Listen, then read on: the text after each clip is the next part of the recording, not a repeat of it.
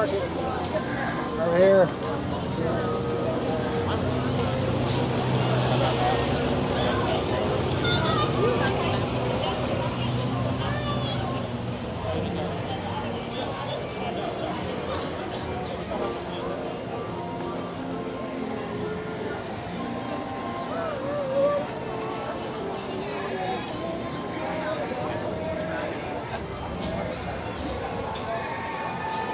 That would be like a head puppet. Yeah.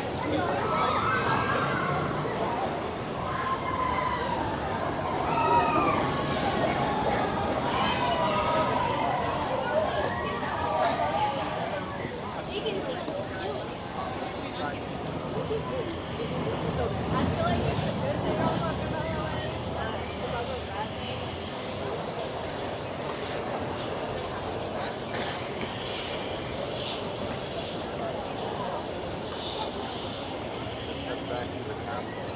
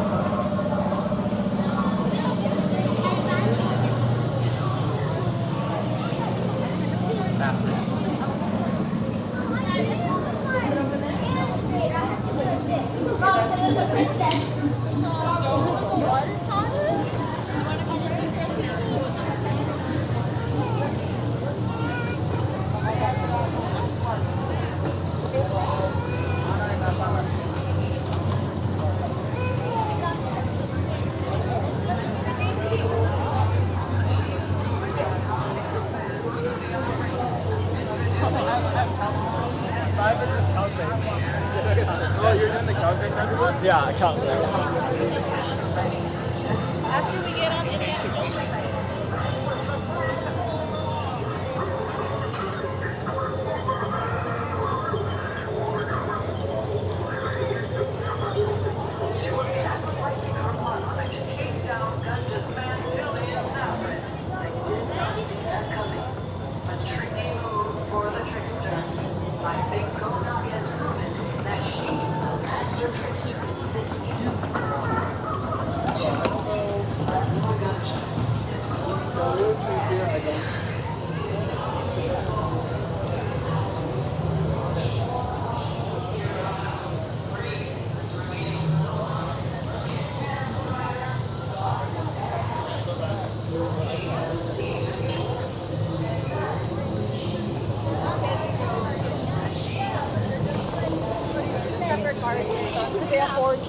But honestly,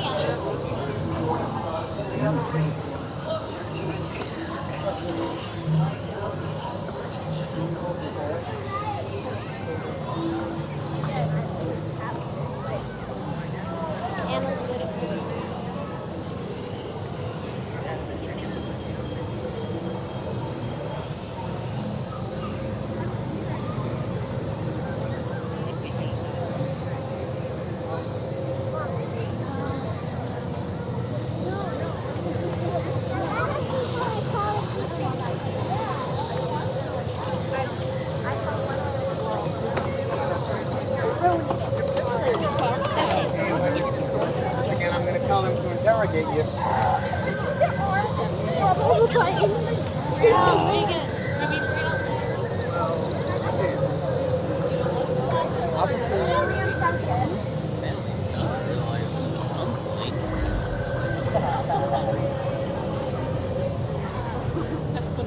Instead of the Mickey, like factory out there.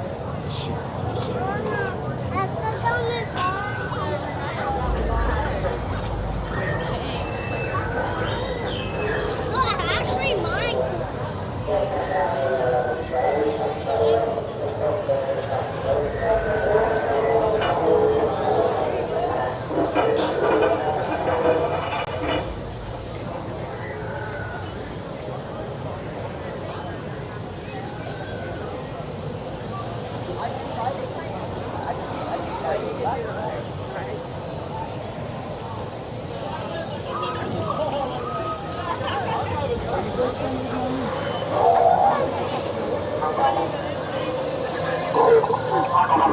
By the time we get there, we'll be done.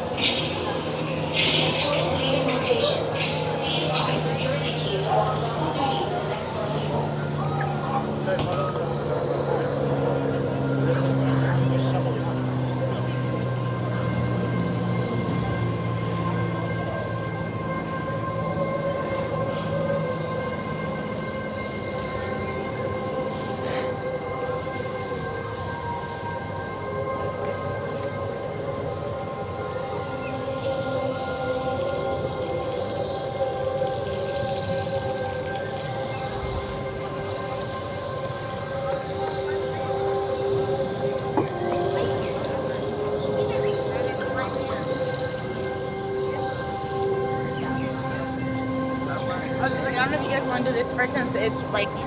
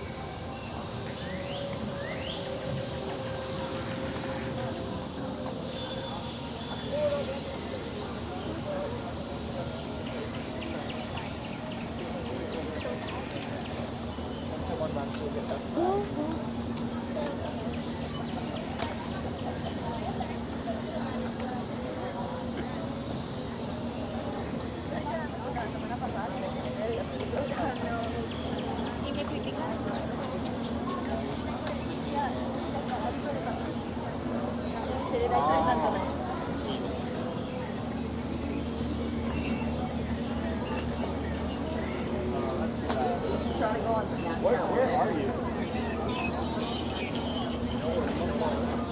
Let Grandma have this. Make Grandma have this.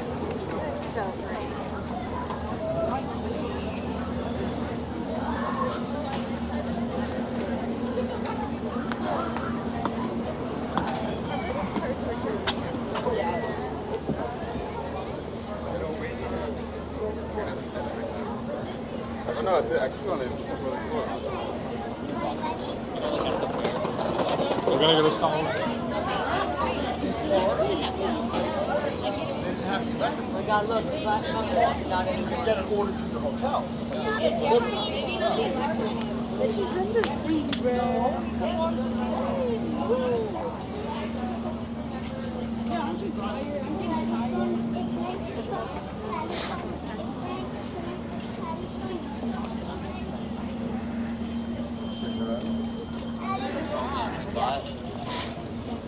Let's go see Winnie the Pooh, and then we're gonna go grab our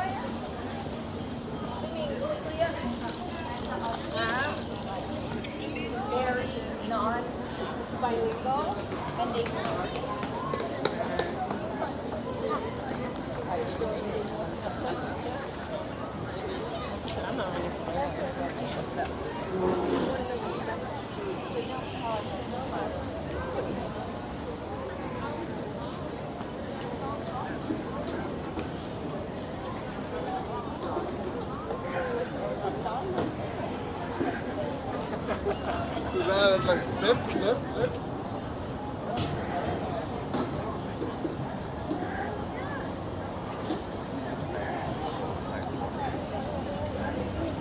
Everything is done.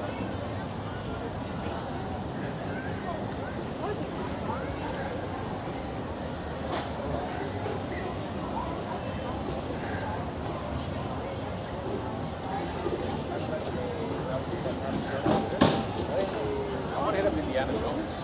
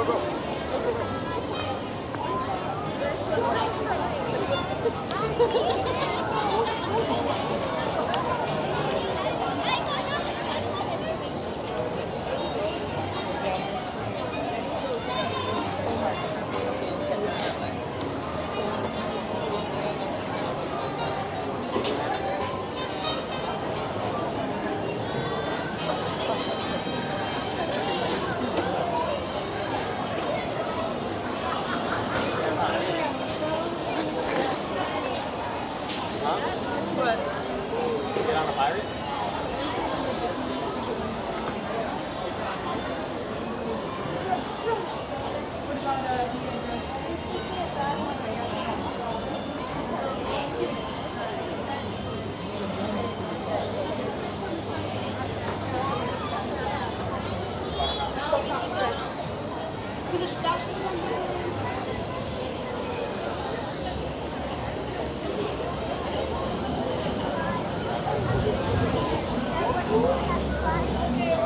What's the next ride? I hate it. That has that fan. No, I said.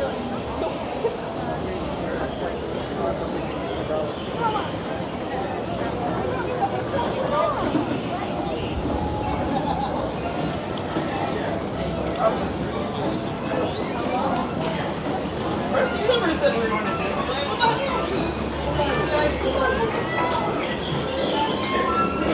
I could have taken Aiden on the roller coaster.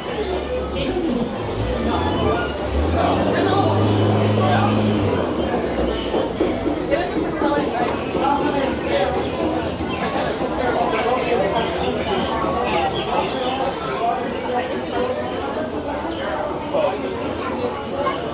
Because I think our Monday was trying to figure it into like Six Flags or something. And Priscilla was like, I can't do that.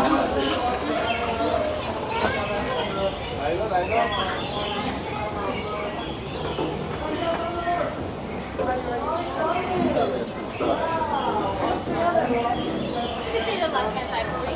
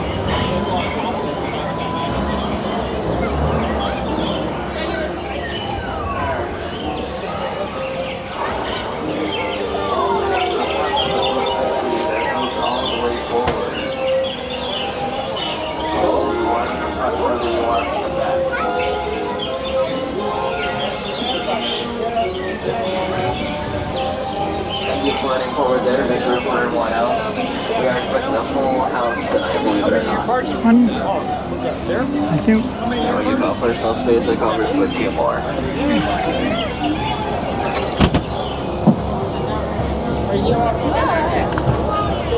Alright. So we woke up this morning and said Disneyland Jungle Cruise, gotta do it. Nice, 2 people. Who said Jungle Cruise is 15 minutes? Absolutely. You can sit right in the doorway too, right where you're standing. Helps get the wild animals out.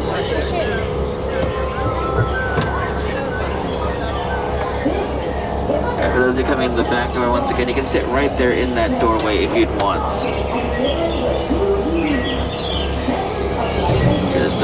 Now once I hear those 3 magic words, alright, wave goodbye to all those beautiful people on the dock. And wave goodbye to everyone else. Welcome aboard the world-famous Jungle Cruise. My name doesn't matter, and for your safety, please remain seated, keeping all of your hands, arms, feet, and legs to the boat at all times. And parents, watch those beautiful children, and your other children too. If you're sitting in the first 10 rows of the boats, you're in the splash zone, so be prepared for that. Now, if you were to lose anything in the water, such as hats, glasses, cell phones, or ears, please raise your hands to let me know. I will also raise my hand and we'll both wave goodbye to it. And if you haven't done so already, go ahead and put on those seatbelts. Have a little Leo out of the way. Who's ready to see some dinosaurs? Now, we don't have those here. But on your left, we have an Indo-Chinese tiger. Now, does anyone here happen to know why tigers are striped? Still avoid being spotted. But in the water on your left is my pet crocodile, Ginger. Careful there, folks. Yeah, Ginger snaps. We're now entering the Indian elephant bathing pool. Take as many pictures as you like. They all have their trunks on.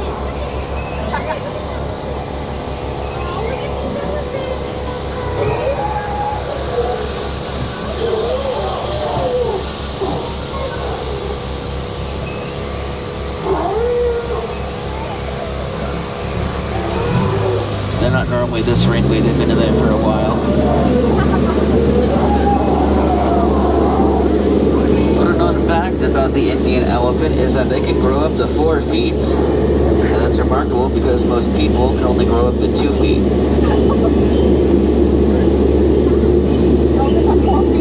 That one takes a while. That one's really dangerous. Let's get closer. Oh dear, this family of gorilla have taken over this camp. They don't make any banana noises. They find that to be very appealing.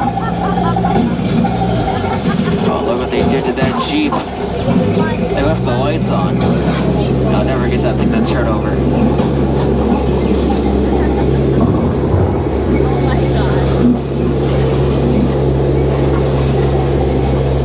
On your left, you'll see absolutely nothing. But straight ahead is the world-famous Schweitzer Falls, named after the famed humanitarian Dr. Albert Falls. Don't you worry about that one, we're going to be going over it later.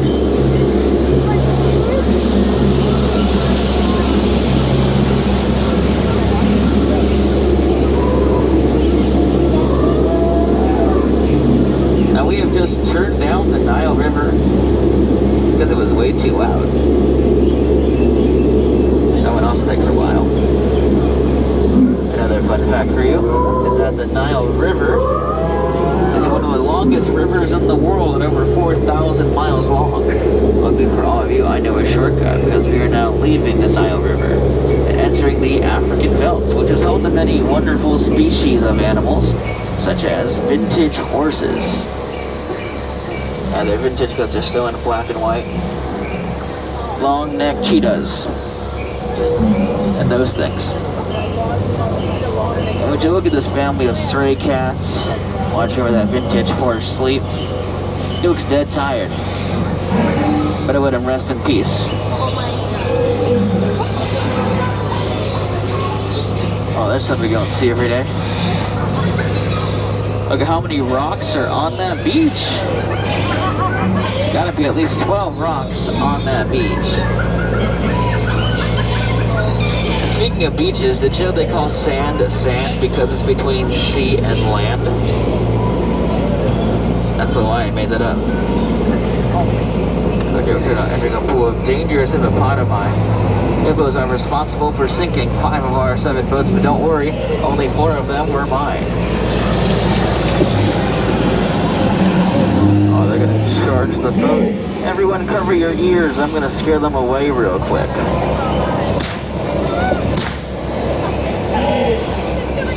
Yeah, see that? Scared them stiff. You can tell by the blank look on their faces, they're petrified with fear.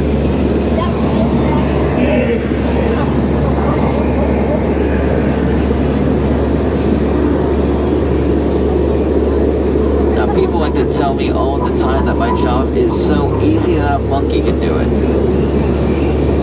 But I'll have those people know that these are apes, not monkeys. Let's find a new place to crash. Never floats their boat.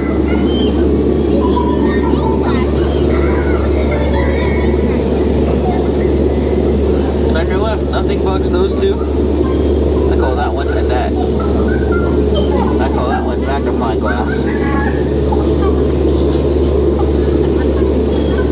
Now this is the moment you have all been waiting for, so put those hands together for the 8th wonder of the world. This is the backside of water. Yeah, you won't see that anywhere else. Ahead on your left.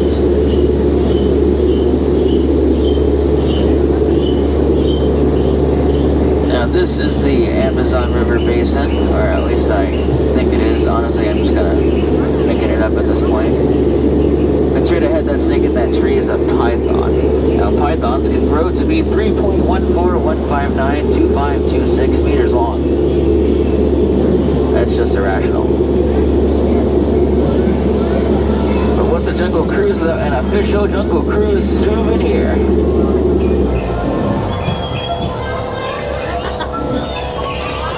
Those 2 monkeys right there, they're trying to set a record. That monkey on that camera, we're not paying him to do that. No, he's just doing it for the exposure. And with that, folks, I think it's safe to say you've managed to survive the world-famous Jungle Cruise. Now this time, please make sure all of your hands, arms, feet, legs, heads, and elbows are inside the boat at all times. And please remain seated. Quit talking while I'm interrupting. Out of all my cruises today, you have certainly been the most recent. As you approach the dock, watch those arms, watch those elbows, keep them inside the boat for me, please, away from the outside. And now on the count of 3, and only on the count of 3, go ahead and please stand up. 3. Watch your step there, watch your head, you'll exit the same way you entered. Don't cross to that brown thing in the middle, I don't know what that is. Watch your step there, watch your head. Don't be afraid to use those handrails. Friends, watch your heads, watch your step. And finally, one last joke for all you mind readers out there. Oh, yeah, friend.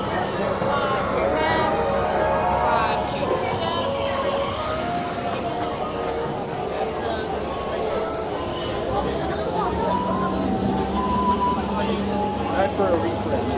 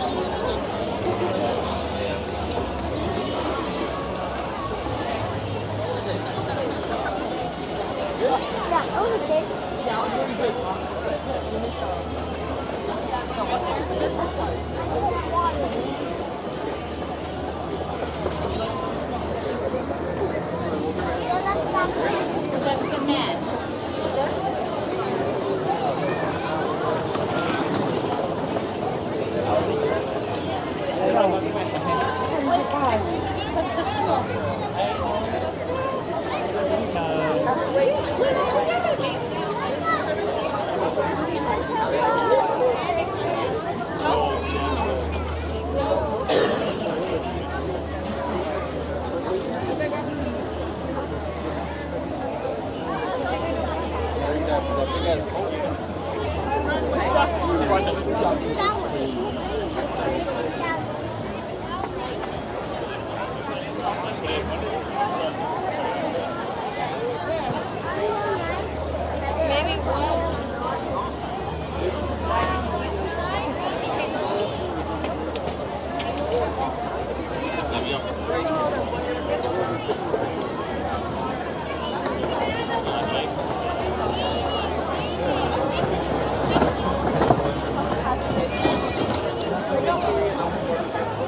Okay, we'll be at the bakery.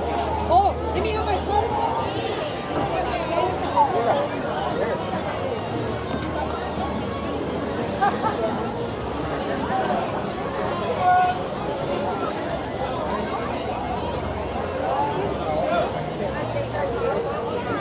I will just say.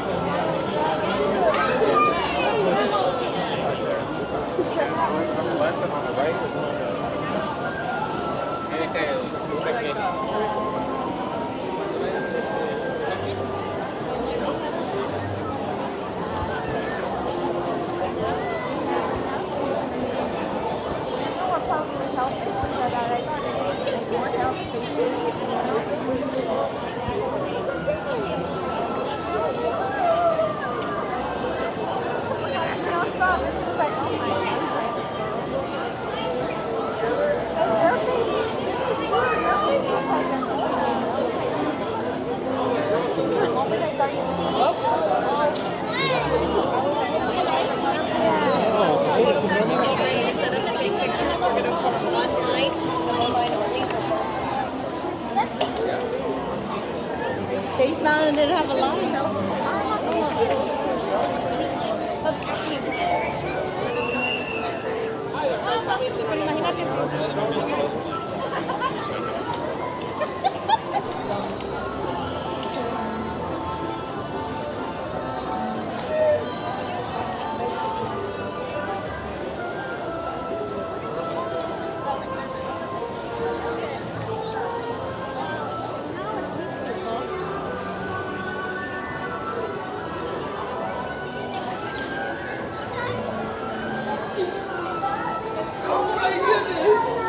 You were so lucky, I know.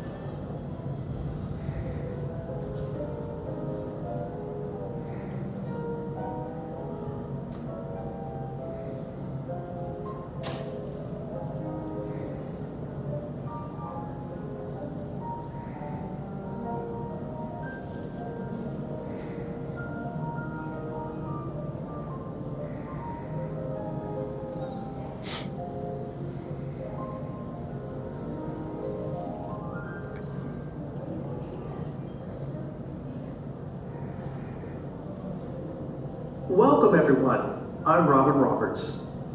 While we are waiting to enter the theater for great moments with Mr. Lincoln, we'd like to tell you the story of an unlikely friendship that transformed America forever.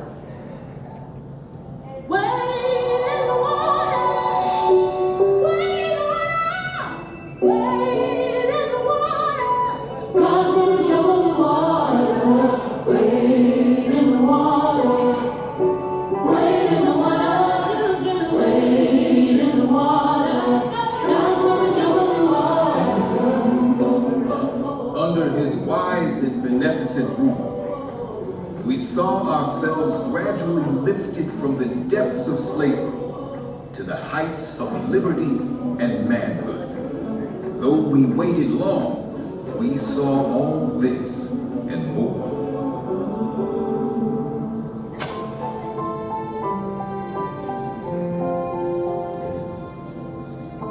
Abraham Lincoln is known as the Great Emancipator, but the moniker wasn't earned overnight. It would take the tireless work of the abolitionist movement led by Frederick Douglass, who himself was born enslaved, to guide Lincoln towards the cause of freedom. I am alike familiar with the whip and chain of slavery, and the lash and sting of public neglect and scorn, that my back is marked with the one and my soul is fettered with the other. After years of opposition, these two giants would find common ground and change the course of history. 10 years before the Emancipation Proclamation was enacted, if all earthly power were given me, I should not know what to do as to the existing institution. Oh, had I the ability, and could I reach the nation's ear, I would today pour out a fiery stream of biting ridicule, blasting reproach, withering sarcasm, and stern rebuke. For it is not light that is needed, but fire. It is not the gentle shower, but thunder.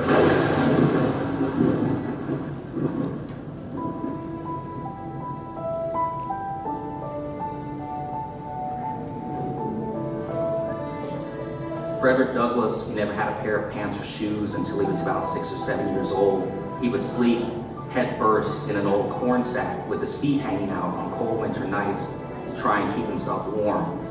Teaching the enslaved to read was illegal, so young Frederick secretly traded what little food he had in exchange for reading lessons. It just shows how much he understood how education was going to be his key to freedom. And a key to freedom it was. At the age of 20, Douglass made a daring escape and went north, settling in Massachusetts. There he soared. From orator, The one cannot be truly free, while the other is a slave. to newspaper editor, Truth is of no color. and best-selling author. From that moment, I understood the pathway from slavery to freedom. He was the central voice of the abolitionist movement. He had this natural gift for communication. He was eloquent. He was charismatic. There wasn't a venue, a building large enough to hold people who wanted to hear him.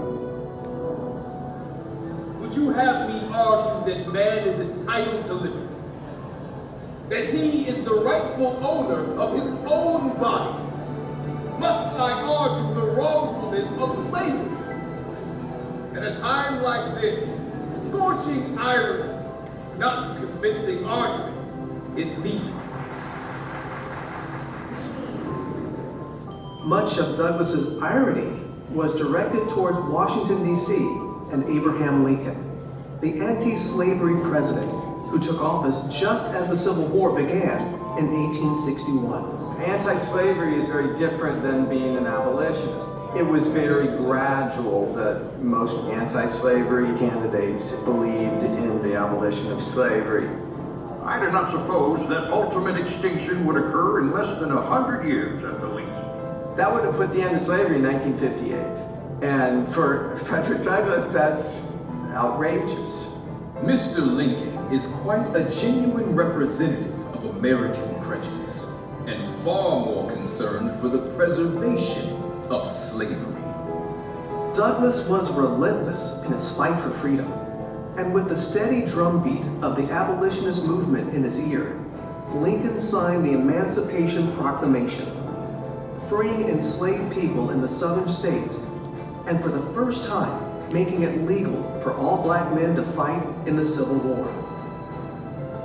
These new soldiers injected the Union Army with much-needed manpower, but still, they faced discrimination and disparity.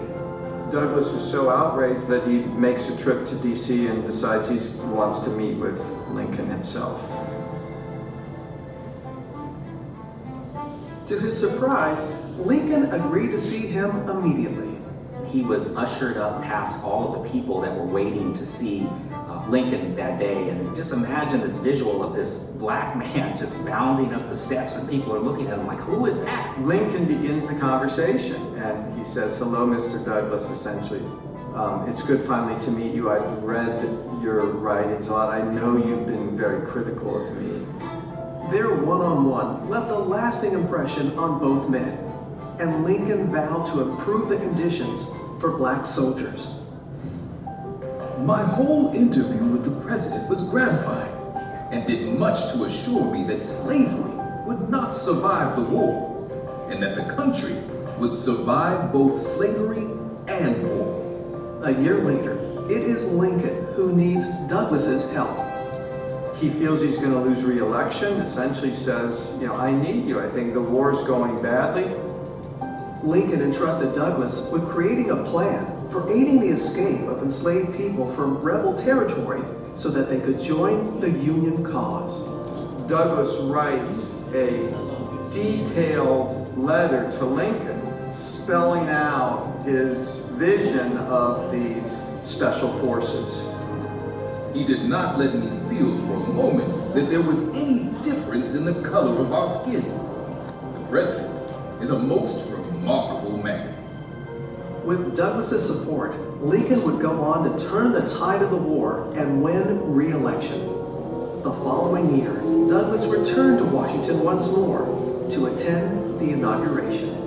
Now in this multitude of elite of the land, I felt myself a man among men. It's the first time a president devotes most of the speech to African Americans. 1/8 of the whole population were colored slaves. Frederick Douglass heard his words and his language in Lincoln's address. Until every drop of blood drawn with the lash shall be paid by another drawn with the sword. The work that he had done over so many years, he was now hearing this at a very important moment in time in the nation's history. Douglas is invited to the White House for a reception, sees Douglas enter, and he yells out, "Here comes my friend, Frederick Douglass. There is no man in the country whose opinion I value more than yours." Mr. Lincoln, that was a sacred effort.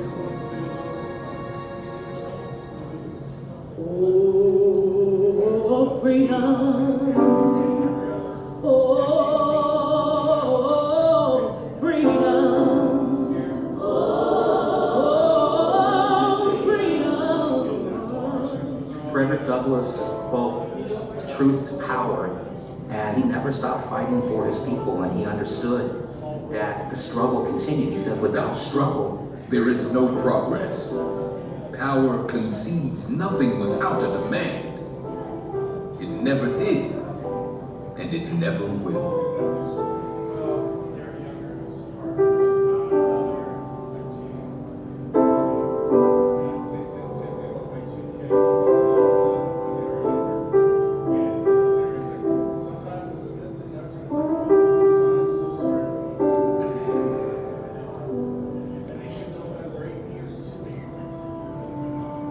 And now, here is Walt Disney to talk a little more about the nation's 16th president, Abraham Lincoln. Ever since I was a youngster, I've had a great personal admiration for Abraham Lincoln. So when we decided to bring to Disneyland's visitors some great moments in Mr. Lincoln's life, we began an exhaustive research. We wanted to bring to the people of today the inspiring words of the man who held this nation together during its moment of greatest crisis, the Civil War. To start with, we were fortunate in being able to secure this life mask of the 16th president. How do we get this, Blaine? This is actually a copy of an original life mask by the sculptor Leonard Volk. Before Lincoln was president. Before Lincoln was president. Before he had a beard. That's right. During our exhaustive research into Lincoln's life, we studied his mannerisms, his gestures, and even his voice characteristics to create a faithful likeness of this honored man. The final result is so lifelike that you might find it hard to believe. Now let's go into the Opera House and listen carefully to the words of Mr. Lincoln, spoken by him a century ago, but which still apply today to free men everywhere. If you would now please pass through the doors leading to our theater, we welcome you to Great Moments with Mr. Lincoln.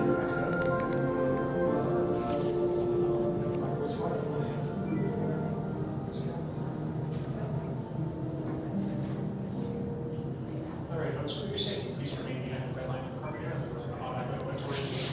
As a reminder, there's no food or drinks permitted inside the theater. If you have an easy way to basket, please reserve the center aisle underneath the brass table. Please watch your stuff as you get to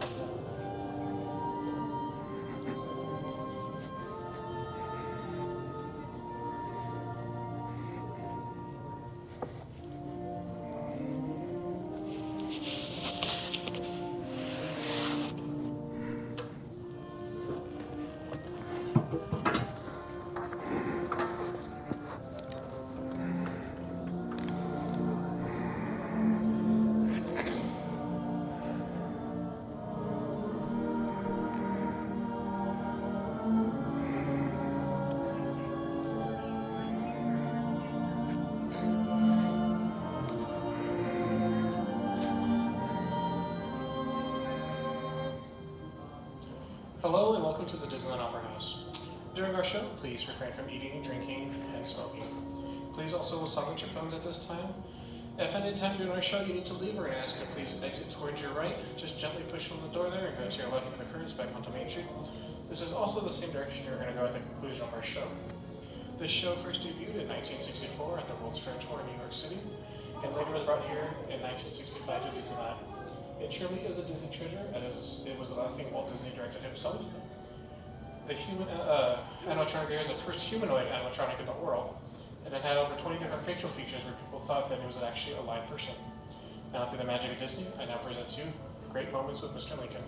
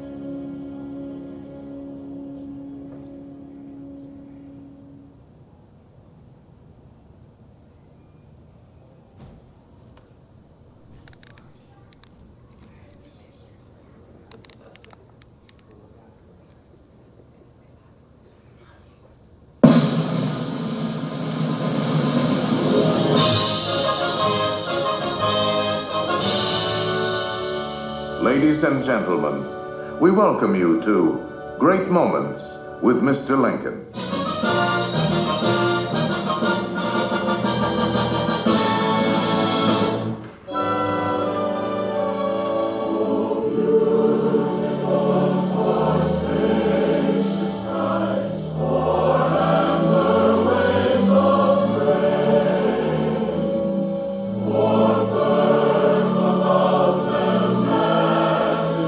Majesties of the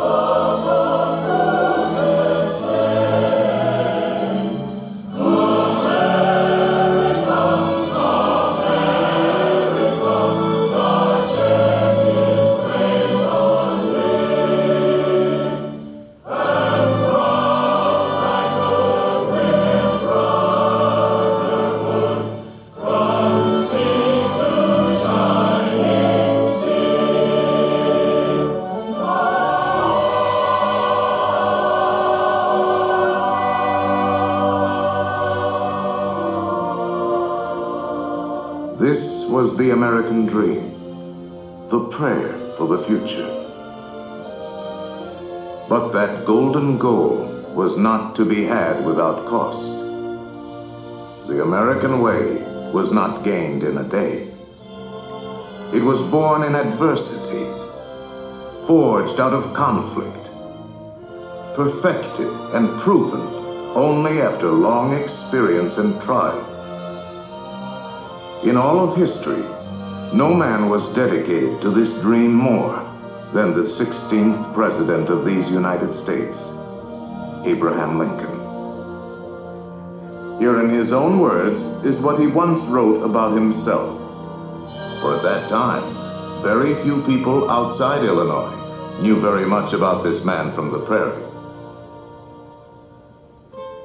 I was born February 12th, 1809, in Hardin County, Kentucky. My father removed from Kentucky to what is now Spencer County, Indiana, in my 8th year. It was a wild region, with many bears and other wild animals still in the woods. There I grew up. I was large for my age, and had an axe put into my hands at once.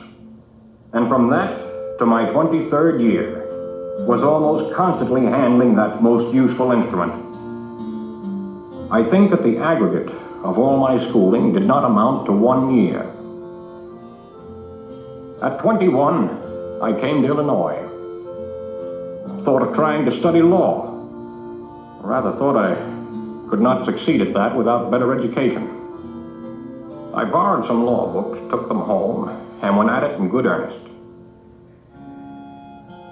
In 1854, the law profession had almost superseded the thought of politics in my mind, when the repeal of the Missouri Compromise aroused me as I had never been before. What I have done since then is pretty well known.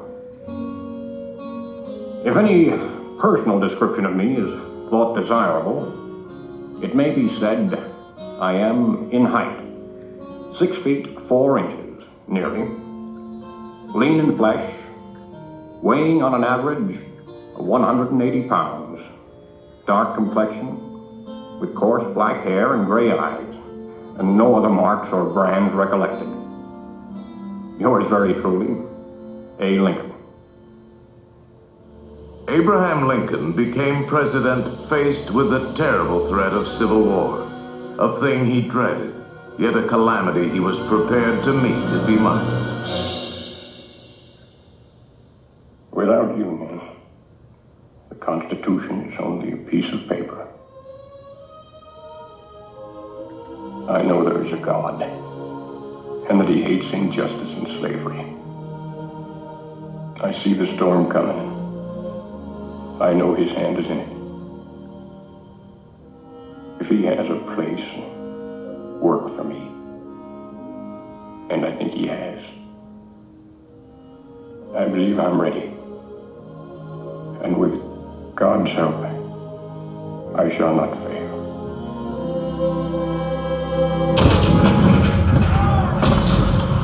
April 12, 1861, Fort Sumter. The cannons spoke for war. Civil war, violent, devastating. Now had come the reckoning, the supreme test that would decide whether a republic founded on liberty could survive the terrible strife of men's passions.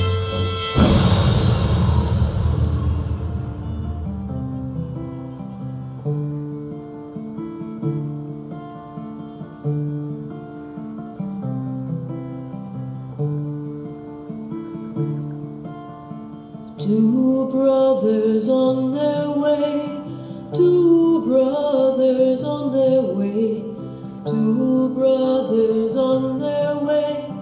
One wore blue and one wore gray.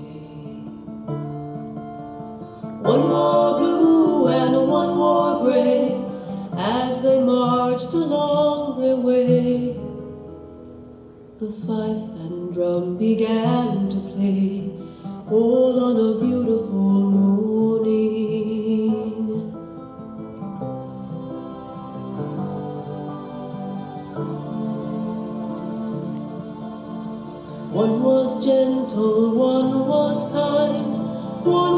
gentle, one was kind. One came home, one stayed behind. A cannonball don't pay no mind. A cannonball don't pay no mind. If you're gentle or if you're kind. It don't think of the folks behind. All on a beautiful morning. All on a beautiful morning.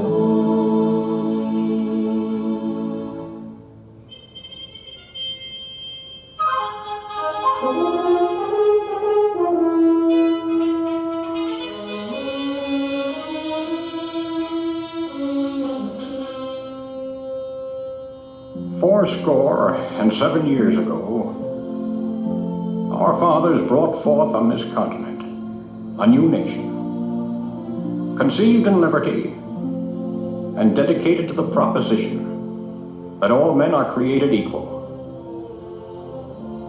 Now we are engaged in a great civil war, testing whether that nation, or any nation so conceived and so dedicated, can long endure. 10 brief sentences. So simple, so direct. Abraham Lincoln had not expected his words to live beyond their temporary moment. But time and history would dictate otherwise. And so today, his Gettysburg Address is immortal, a rich and treasured part of our country's heritage.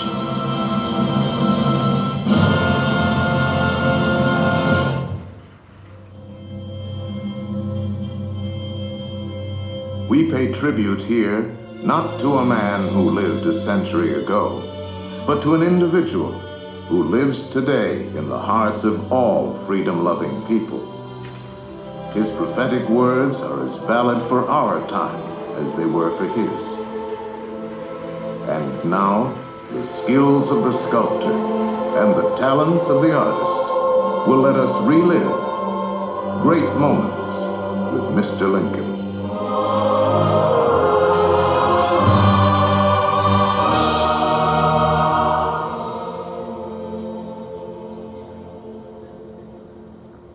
The world has never had a good definition of the word liberty. And the American people just now are much in want of one. We all declare for liberty, but in using the same word, we do not all mean the same thing. What constitutes the bulwark of our liberty and independence? It is not our frowning battlements, our bristling seacoasts. These are not our reliance against tyranny. Our reliance is in the love of liberty, which God has planted in our bosoms. Our defense is in the preservation of the spirit which prizes liberty as the heritage of all men, in all lands, everywhere. Destroy this spirit, and you have planted the seeds of despotism around your own doors.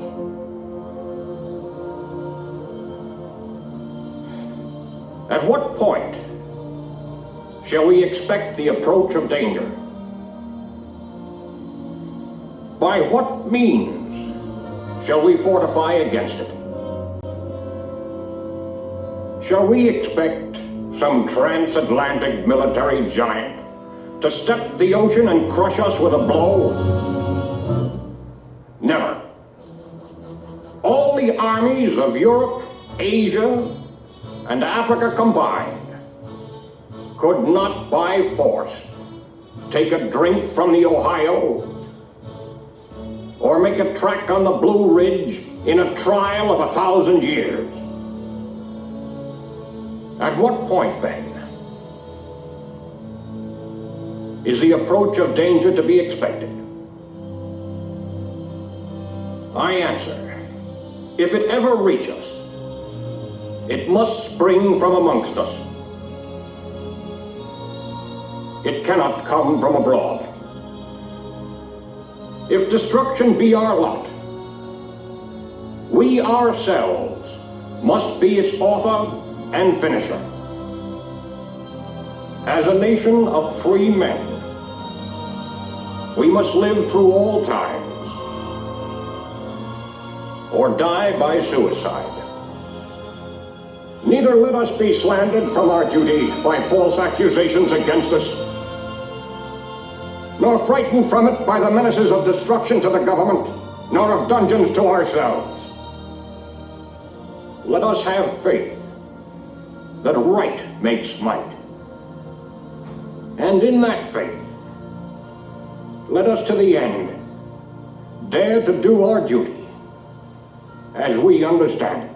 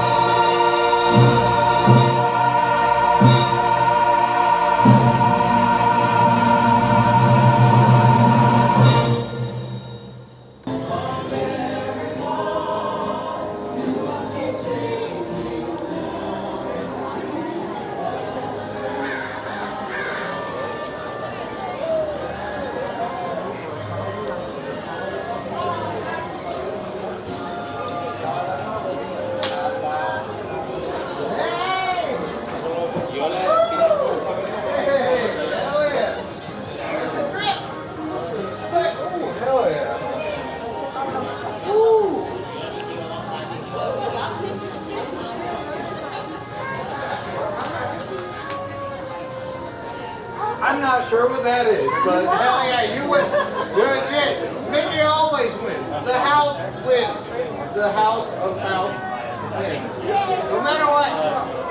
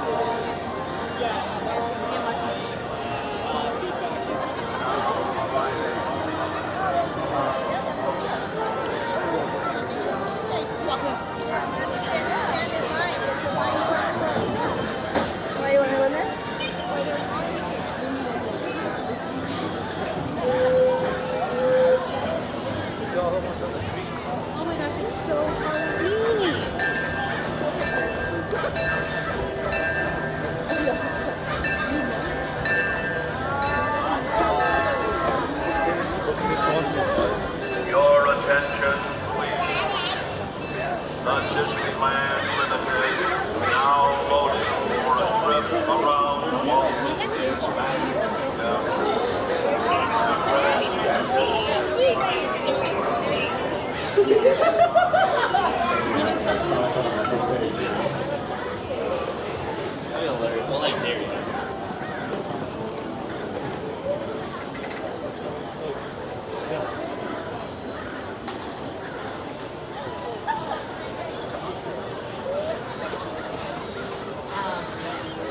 she left maybe like 2020, I think.